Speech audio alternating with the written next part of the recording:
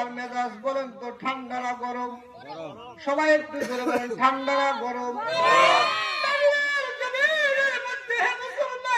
আমরা দেখেছি আমাদের কলিজার টুকরা হাজিকে গুলি করে হত্যা করা হয়েছে।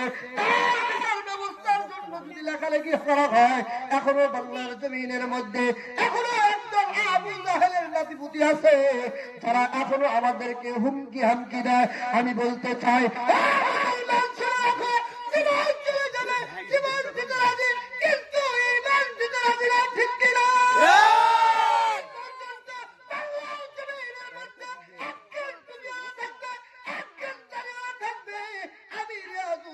বলে দিলাম, বাংলার জমিনের মধ্য থেকে ইসলাম তারে কেউ হটাইতে পারবে না, পারবে না।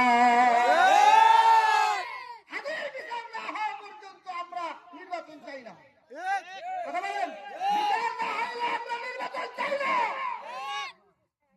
বলে 3 মাস পরে বিচার করবে। মিয়া তুমি তো থাকবে আর মাত্র 1 মাস, তুমি 3 মাস পরে কেমন বিচার করবে? মুখ না ঘুরে বলতে হয়, ছোট মুখে বড় কথা বলতে হয়। আপনারা শিখাইছেন, এজন্য আমরা বলি, ঠিক কিনা?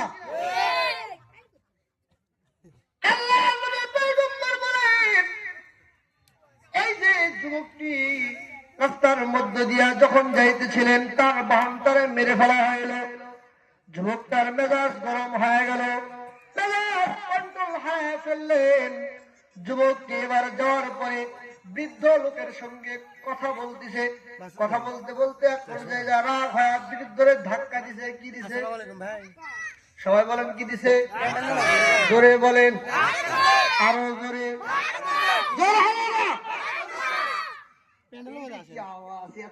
মানুষ হায় হায়, ক্ষমতার লোভে গেলে বাপরে বাপ, এক মুঠ মুড়ি খাওয়ার জন্য মাথার গান পায়ে ফেলান।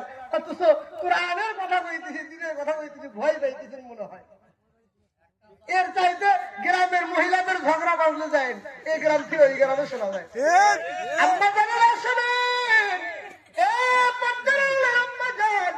আপনাদেরকে খাবানোর জন্য আসি নাই, খাবানোর জন্য আসি নাই।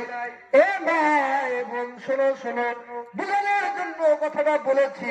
আমার যুবক ভাইদেরকে তাও যদি একটু লজ্জা হয়, তাও লজ্জা নাই, কি করবো বারে।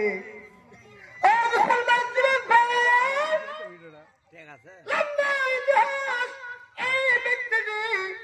যখন বুড়া বৃদ্ধ মানুষ তারে ধাক্কা দিলেন, জমিনের মধ্যে পড়ে গেলেন। জমিনের মধ্যে পড়ার সঙ্গে সঙ্গে বৃদ্ধর মৃত্যু হয়ে গেল। কি হয়ে গেল? যুবক চিন্তায় পড়ে গেল, হায় হায়।